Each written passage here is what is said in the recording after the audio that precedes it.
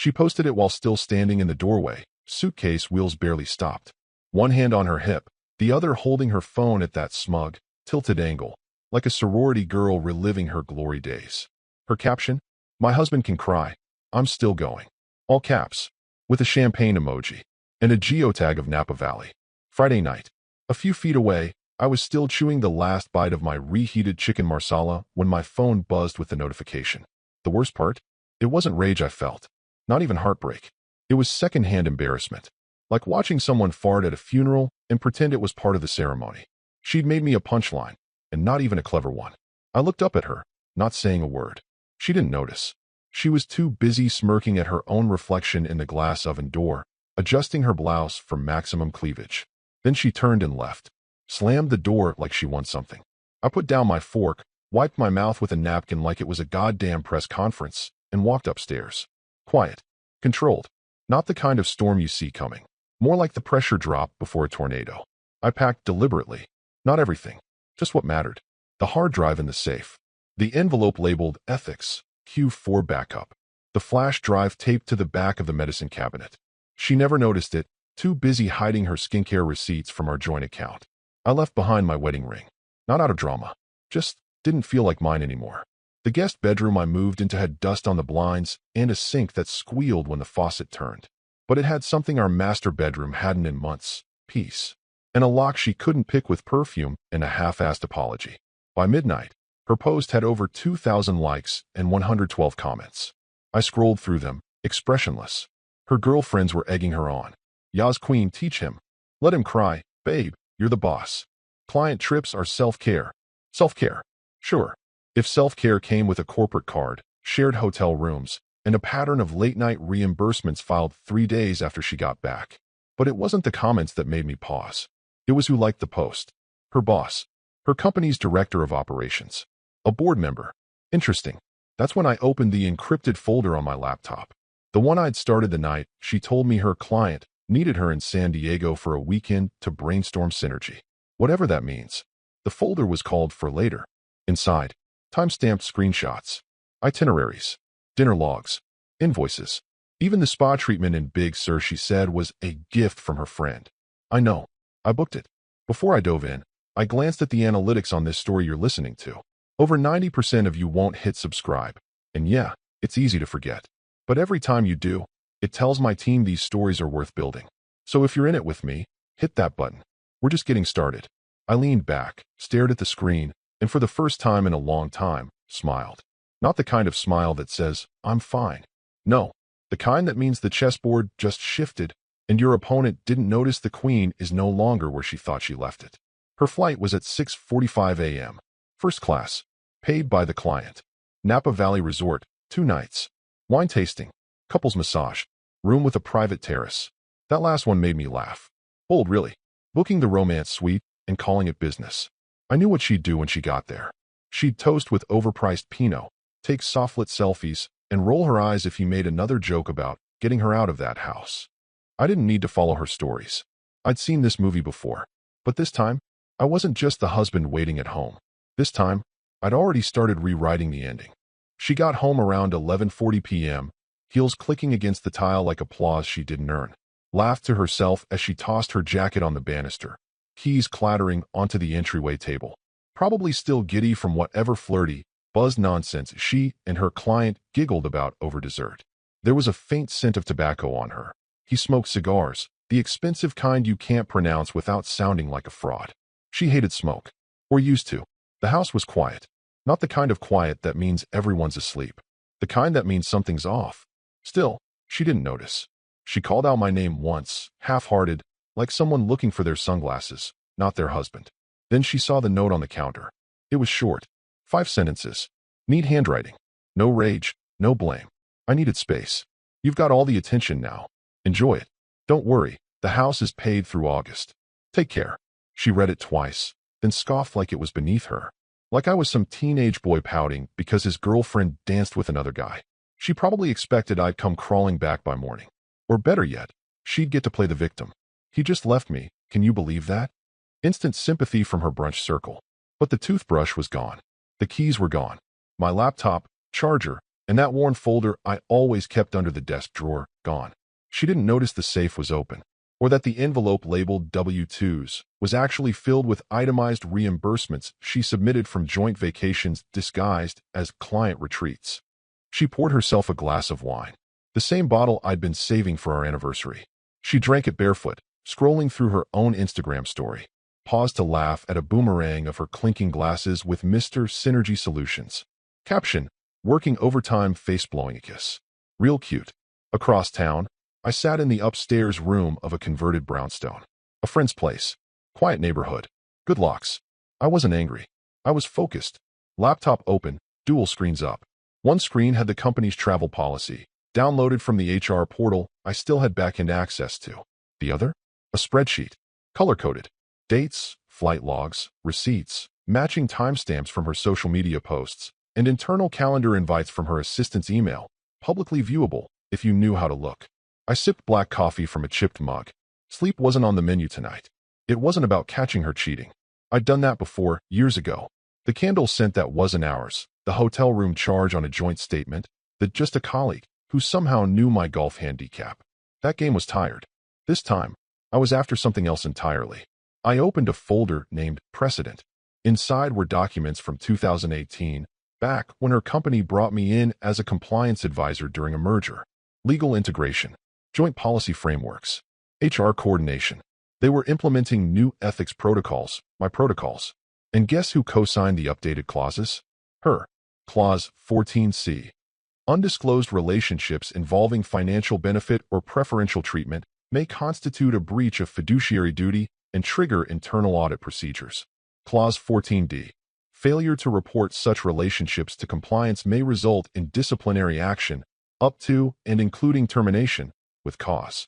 No one reads the fine print. Not even the people who sign it. Especially not people like her, who assume the consequences only apply to people without charm. I backed up the folder to 3 different locations. One cloud, OneDrive, one encrypted SD card. Then I texted an old colleague, now head of compliance at her firm. Just a polite hello, a reminder I still had the original templates. Didn't say more. Didn't need to. He'd be curious. He'd dig. I leaned back, cracked my neck, and finally allowed myself to feel something. Not anger. Not betrayal. Anticipation. The kind you feel before a courtroom door opens. Or a match gets lit. Because I wasn't coming back. And she wasn't going to see the fire until it was already at her heels. Saturday morning, she woke up tangled in white sheets at a vineyard resort that looked like it was built for Instagram influencers and middle-aged execs who want to cosplay authenticity. Her client was still snoring beside her. One arm flopped across the pillow where her wedding ring should have been. She stretched, yawned, checked her phone, and grinned when she saw the likes. Over 5,000 now. Her post was getting traction. My husband can cry. I'm still going. That ridiculous caption had apparently struck a nerve with the girl boss crowd. Dozens of comments called her brave, powerful, unapologetic. Someone even made a TikTok over it, lip-syncing to a Cardi B line while pointing at her post. She giggled, hearted a few of them, then pulled on a robe and padded over to the balcony to take a new selfie. That's when the tag showed up. A reshared version of her post. Same caption, same smug grin. But this one had additions. A stitched carousel of receipts. Not vague guesses, real receipts. Room confirmations with both names. Dinner bills signed by her client, but billed to her department's discretionary account. Photos from her social media geotagged at a boutique hotel she swore she'd never been to. And the kicker? A PDF of overlapping calendar invites showing she had meetings at headquarters while she was actually poolside 120 miles away. Each slide was tagged with the same sarcastic, chilling phrase. Sponsored by love and someone else's silence. She stared at it, mouth open. Someone was using her post like a springboard, like a detonator. Her immediate thought? He did this. Her husband. Except no, this wasn't his style. He didn't do theatrics. Didn't know how to make carousel posts or turn PDF metadata into red flags. And most of all, he never would humiliate her this publicly. That wasn't his angle. He liked quiet leverage, not internet drama. Still, the timing was too perfect. She scrolled down. Dozens of shares. Hundreds of saves. People tagging the company. Comments reading, "Isn't she in HR? And does the board know?" And this aged deliciously. One comment, with a verified badge next to the name, simply said, Clause 14C. You signed it. She blinked. The balcony suddenly felt colder. Then her screen lit up with a message notification from someone she couldn't ignore. Her boss. Can you explain? That was it. No emoji. No follow-up. Just those 4 words. Clean. Surgical. She took a breath, flipped her hair like she was brushing off dust, and typed back. He's just being petty. I'll handle it Monday. She hit send. Waited. No response. Across the room, her client stirred. Everything okay?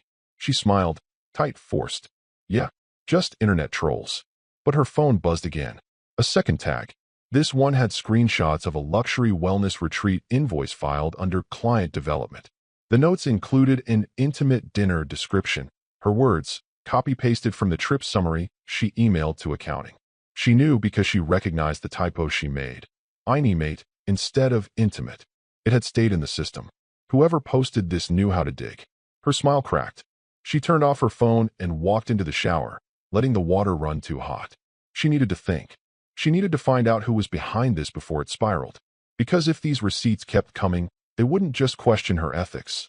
They'd start asking about his. Her boss. The board. The shareholders. She wrapped herself in a towel, hands trembling slightly.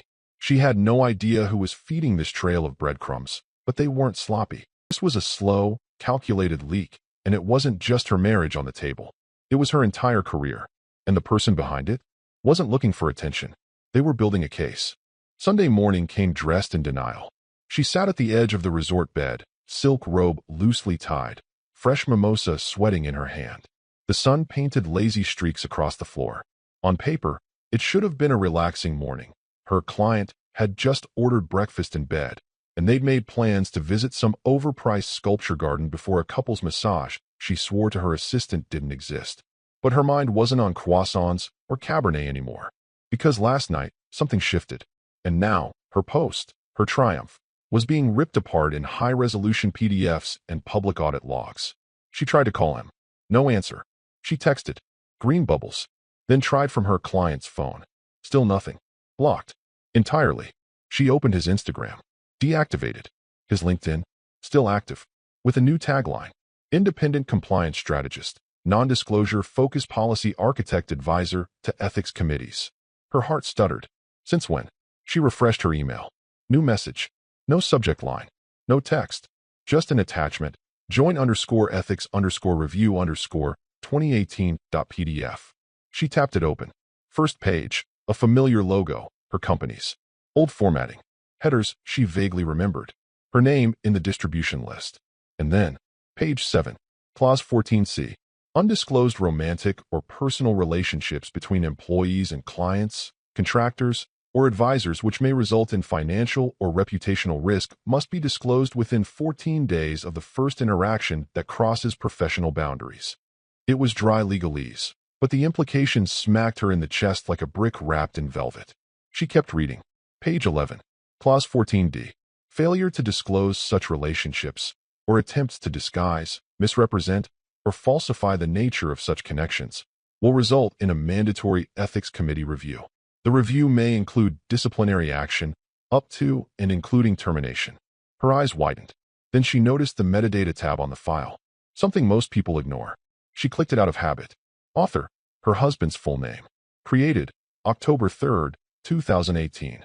Last modified, November 8th, 2018. Contributors, her boss, chief legal officer. She gasped. Actually gasped. He hadn't just known about the clause, he'd written it. Back when her firm was going through that acquisition and they needed external compliance review. He had sat in the very same boardroom she now nervously avoided, helping write the policy that might now sink her.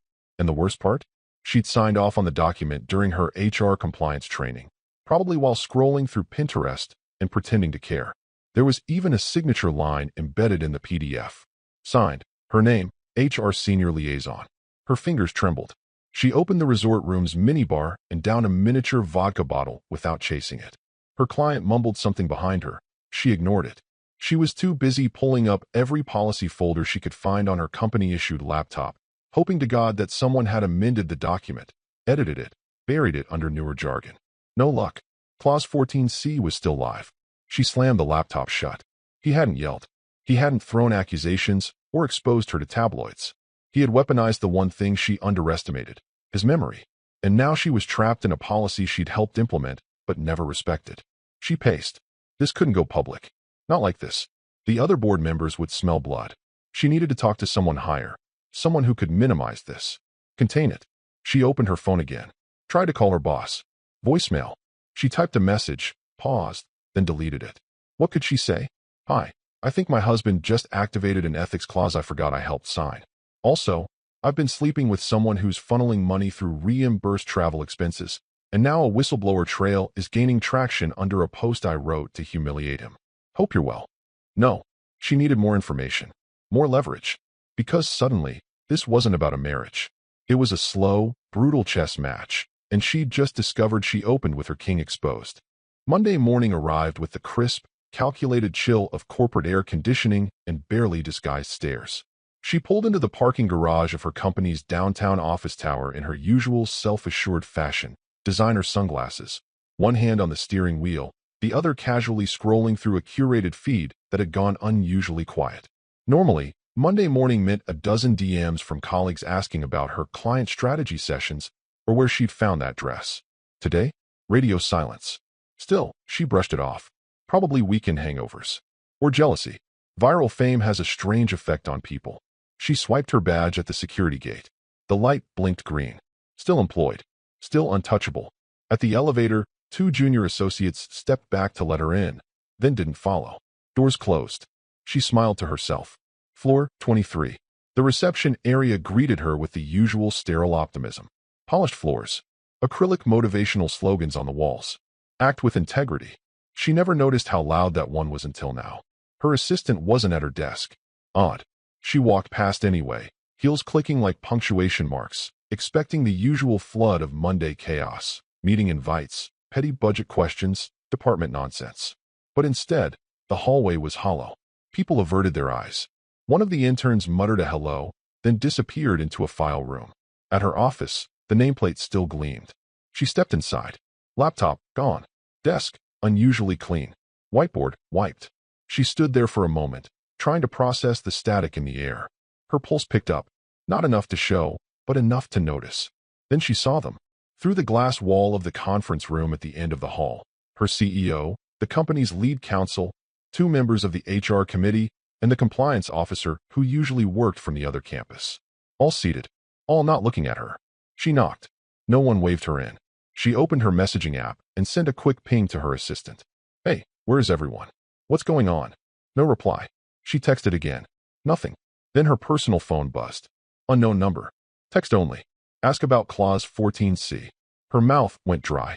She stared at the message for a full 10 seconds before finally lifting her head and walking, slowly, toward the conference room. The hallway felt longer now. Her heels felt too loud. She opened the door slightly, just enough to step halfway in. Her CEO looked up. His expression wasn't anger. It was surgical, like a surgeon about to make the first cut. Why didn't you disclose it during compliance updates? He asked, voice calm, like he was asking about a printer order. She blinked. I'm sorry. He didn't repeat himself. The HR rep glanced at a folder, then looked away like she couldn't meet her gaze. The compliance officer shifted in his seat. Legal said nothing. Just the question. Hanging. Heavy. Disclosure. Clause 14C. She knew exactly what he meant. And more importantly, so did they. She stepped back, voice dry. Is there an issue with something I filed? The CEO raised a brow, then slowly turned the laptop on the table so she could see the screen. A split image. Left side, her infamous post. Right side, a screenshot of the 2018 policy document. Her signature. Highlighted. Clause 14C. Undisclosed romantic relationships with clients or contractors. Grounds for disciplinary review. And underneath it, a time-stamped email from 6 months ago. Subject. Quarterly compliance confirmation, no conflicts to disclose. Signed by her. She had sent it. She remembered. It was a checkbox form, standard. She hadn't even thought twice. I didn't think that clause was still, she started, but stopped. It sounded worse out loud. Still what? Her CEO asked. Not cruel. Just clinical. The way someone might ask a lab rat why it bit the cheese with the trap, so clearly visible. The silence pressed in. She stepped back fully from the room. Closed the door without another word. Back in her office, the world felt suddenly smaller. Her ears rang. Her stomach flipped. She sat. Looked at her phone again. The message was still there. Ask about Clause 14C. Who had sent it? How did they know? And more importantly, who else already did? Tuesday began with her on the defensive and ended with her unraveling. She hadn't slept. Not really. Tossed between rationalizations and mental gymnastics. The compliance clause, the meeting, the cold stares. It couldn't really stick, could it? People break policies all the time. Affairs weren't exactly rare in the office, and most of them just got a quiet memo or a paid leave and came back like nothing happened. She'd seen it, lived it, handled it, even. But this felt different. Not just because her CEO was suddenly speaking like a deposition attorney, but because everything felt orchestrated. Too precise, too surgical. And the more she thought about it, the more the fog of arrogance lifted, revealing a question she hadn't let herself consider until now. Who was he before me? She always dismissed his early career as some boring compliance thing. He'd mentioned consulting, policy work, some legal reviews, but she tuned it out. Back then, she was the rising star. HR lead by 29. Networking like a machine. Climbing fast. He was stable, supportive, mild-mannered. A man in the background of her ambition. But now it felt like the background had teeth. She pulled out her laptop and started digging. Not just LinkedIn. He'd already scrubbed that. She searched deeper. Old press releases. Corporate filings. PDFs buried in long-forgotten HR newsletters. And there it was. A 2017 article from a mid-tier industry publication. Silent Architects of Accountability. 5 consultants changing corporate ethics from the inside out. Number 3. M.J. Her husband's name. A quiet but potent force in reshaping whistleblower protections and internal audit frameworks for mid-cap firms across the country. She froze. Clicked. It listed half a dozen companies. All firms she recognized. Some had been rocked by internal scandals, only to recover swiftly. Each time, this man, her husband, had been brought in quietly to advise the board, overhaul internal reporting systems, and rewrite policies from the ground up. Then came a quote. "We don't hire him to find problems. We hire him so no one ever knows they existed." She exhaled through her nose. That tight, dizzy kind of breath you get when reality rewrites itself in front of you. Another article, 2 years later. Less polished. A blog post from a former legal intern. He came in and didn't say much. Just asked for document access and a cup of black coffee. Within a week, 2 directors resigned. 3 reimbursement policies were rewritten, and our GC called him the quiet scalpel. I didn't even know he was married. That line hit harder than it should have. She sat back. He wrote the whistleblower policy? That couldn't be right. She opened her firm's internal archive. Typed in the document code from the ethics PDF she received on Sunday. The audit trail was visible. Co-authored by him. Signed off by the board. Finalized just months before she officially started sleeping with her client. She clicked on the contributor notes. In the comments section, one line stood out. To protect integrity, silence must be treated as intent. It was his phrasing.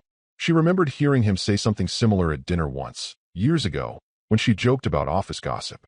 Back then, she'd laughed and changed the subject. Now it read like a confession, one she never noticed. She kept going. In the legal repository, a file she'd never read but had technically approved in 2020 during a digital signature campaign.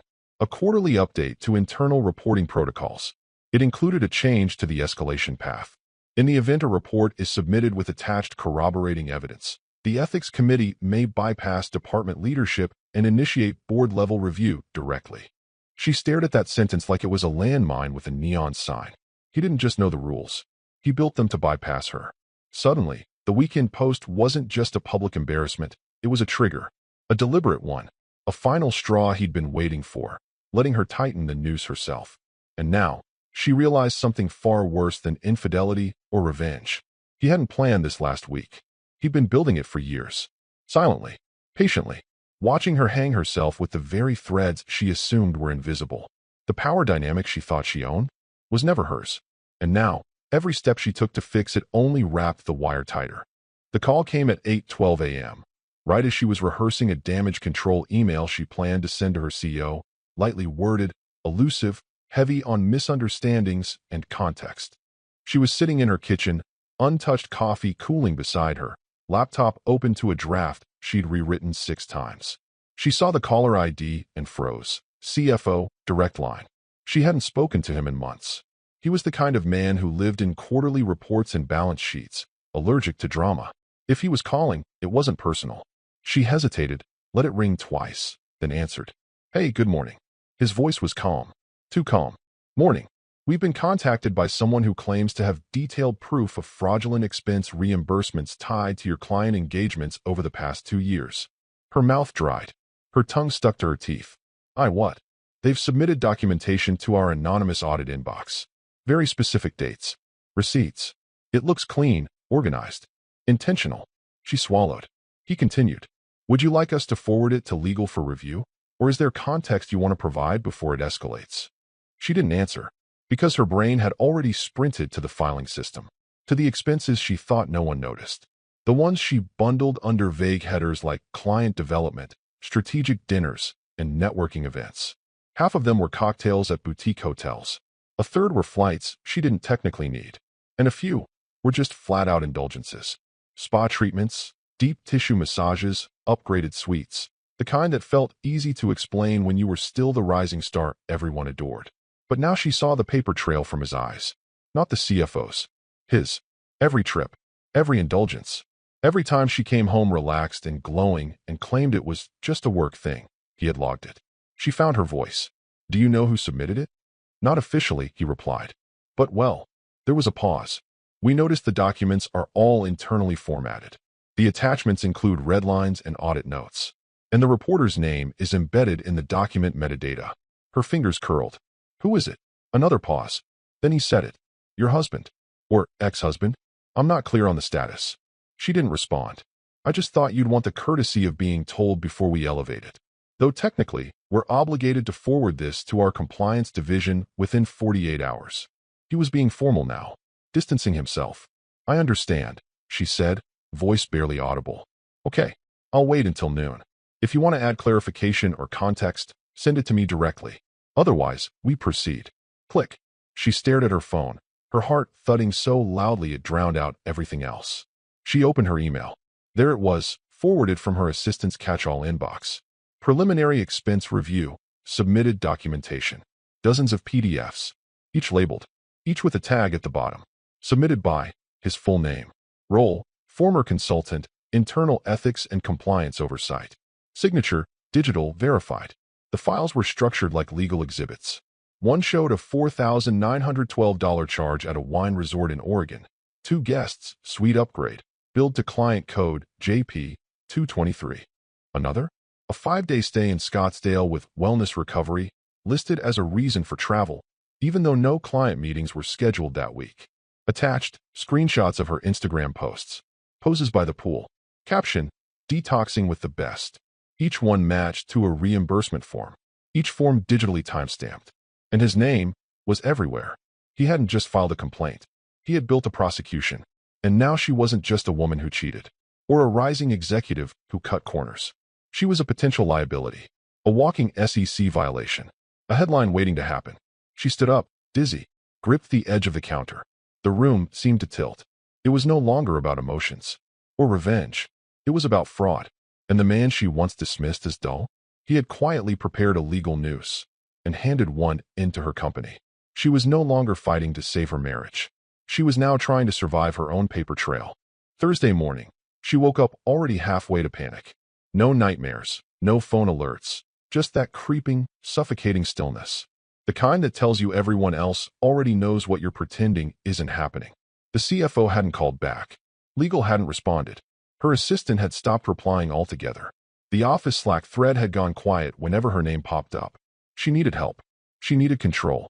And there was only one person left who might still be in her corner. Alex. They'd gone to college together.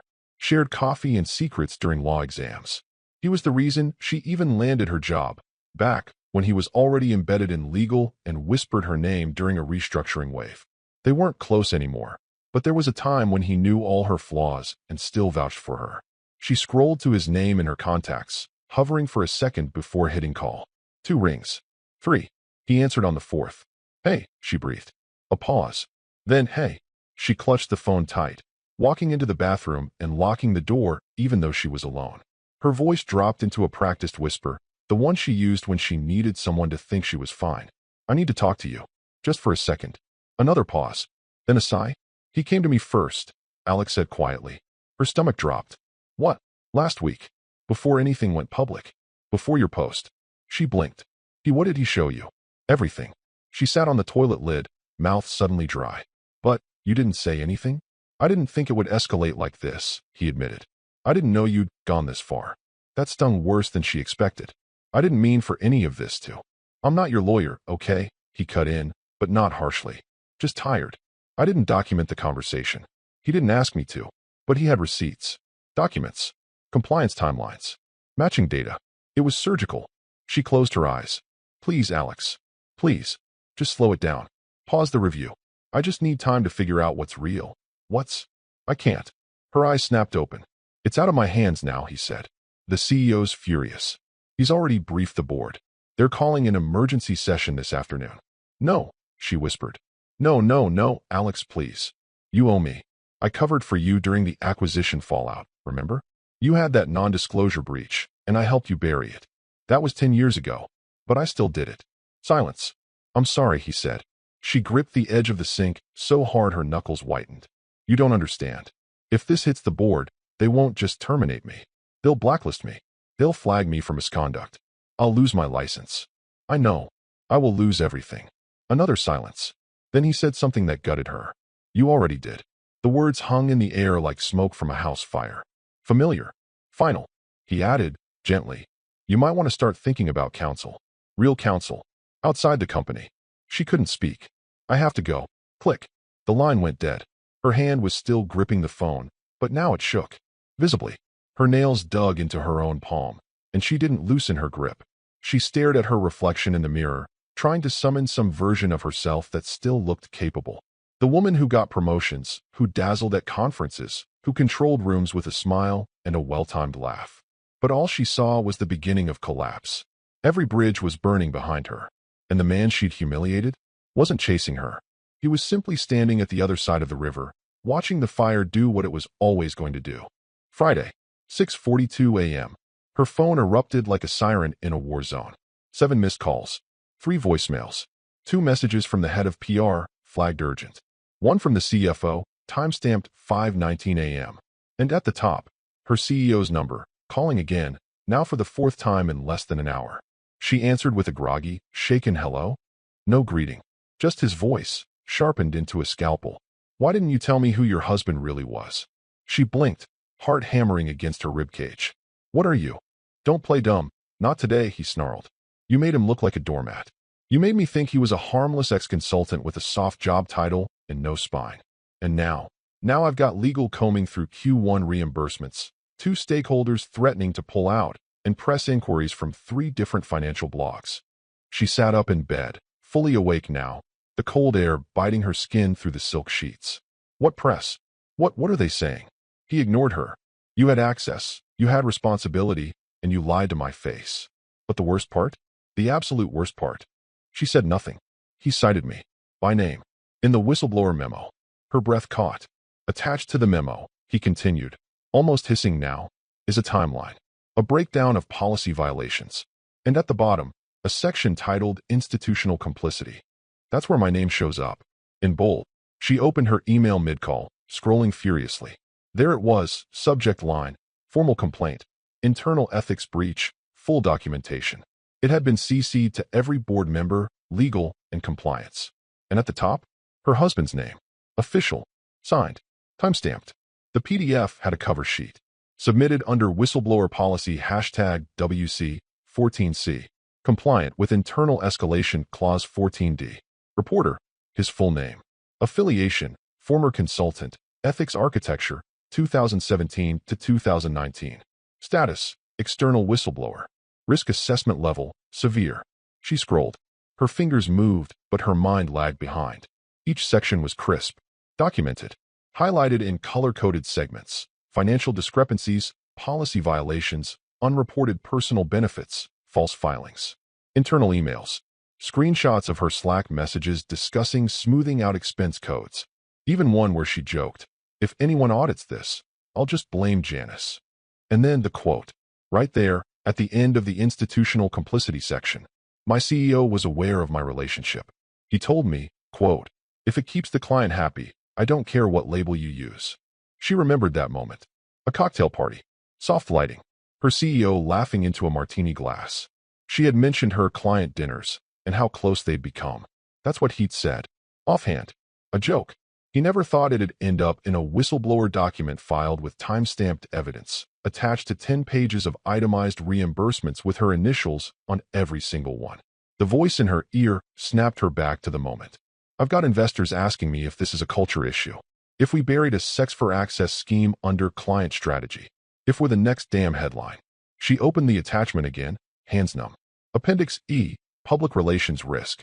Suggested timeline for press leak. Preemptive narrative or reactive scramble. He even had media risk mitigation options laid out. He wasn't trying to get her fired. He was preparing the company for a controlled burn, one they couldn't smother. I have a lawyer meeting me at 9 a.m., the CEO continued. I don't care what you say now. You are suspended, effective immediately, pending the external review. She gripped the phone tighter, voice cracking. You're basing everything on his word? No, he said, his voice going icy. I'm basing it on yours. On the 117 pages of documentation that include your digital signature, your Slack history, and your expense logs. She felt her heart thudding against her ribs like it wanted out. Like even it didn't want to stay in this body anymore. Click. He hung up. She stared at the ceiling, then at the curtains, then at her own reflection in the black screen of her tablet. The woman who once said, he can cry if he wants, I'm still going, had just watched the entire company go with him. And she hadn't even gotten out of bed yet. Same morning, 9:02 a.m., while she sat paralyzed in a fog of ruined reputation, sealed conference doors, and corporate fallout, he was somewhere else, miles away, in a modest conference center with polished floors and terrible carpeting, standing behind a simple podium. No theatrics, no revenge speech, no names, just a slide behind him in stark black and white.